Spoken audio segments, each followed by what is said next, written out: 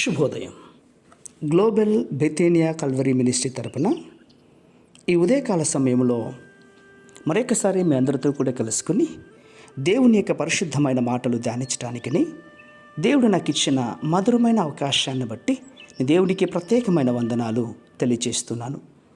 ఈరోజు కూడా పరిశుద్ధమైన వేద గ్రంథముల నుండి మరొక చక్కటి మాటను చదువుకుందాం. ఆదికాండం 8వ అధ్యాయము 11వ వచనాన్ని నేను చదువుతున్నాను. దయచేసి గమనించండి. ఆదికాండము 8వ అధ్యాయము 11వ వచనము. సాయంకాలమున అది అతని యొద్దకు వచ్చినప్పుడు త్రుంచబడిన ఒలీవ చెట్టు ఆకు దాని నోట నుండెను గనుక నీళ్లు భూమి మీద నుండి తగ్గిపోయినని నోవాహుకు తెలిపెను. దేవునికి స్తోత్రం కలుగునుగాక.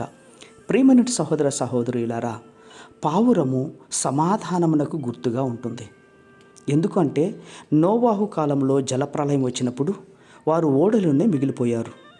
కానీ ఓడ ఆ నీళ్ళ మీద ఉన్నప్పుడు భూమి మీద నీళ్లు ఉన్నాయా లేవా అన్నటువంటి సమాచారాన్ని ఈ పావురము తీసుకొచ్చినట్లుగా మనకు కనబడుతుంది.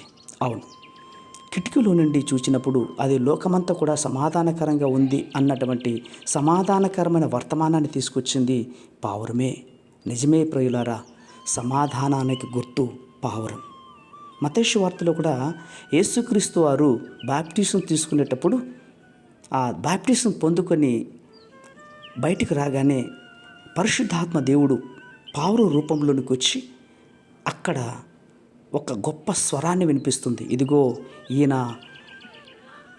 లోకరక్షకుడు, ఈయన నా ప్రియకుమారుడు, ఈయన యందు నేను ఆనందించుచున్నాను అన్నటువంటి గొప్ప స్వరాన్ని అక్కడ కనపరుస్తుంది. పిల్లరా, నిజమే, పావురము పరిశుద్ధాత్మకు గుర్తు.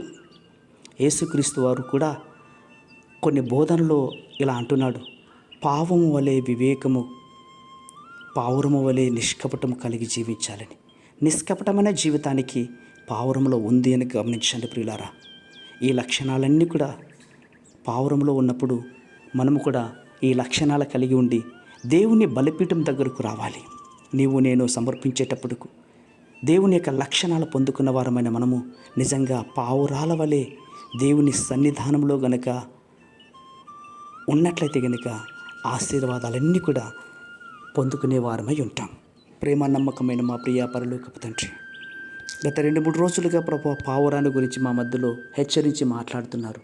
మరి ఇలాంటి సమయంలో ప్రభు మేము ఎలా మీ పాద సన్నిధికి రావాలో, మీ బలిపీఠం ఎద్దుకు రావాలో ఈ మాటలను బట్టి బిడ్డలందరూ కూడా నేర్చుకొని వారి జీవితాలు చక్కపరచుకోవడానికి ఇచ్చిన కృపను బట్టి మీకే స్తుతి ఘనత మహిమ ప్రభావమును సమర్పించుకుని అడిగి వేడుకొని పొందుతున్నాం మా తండ్రి.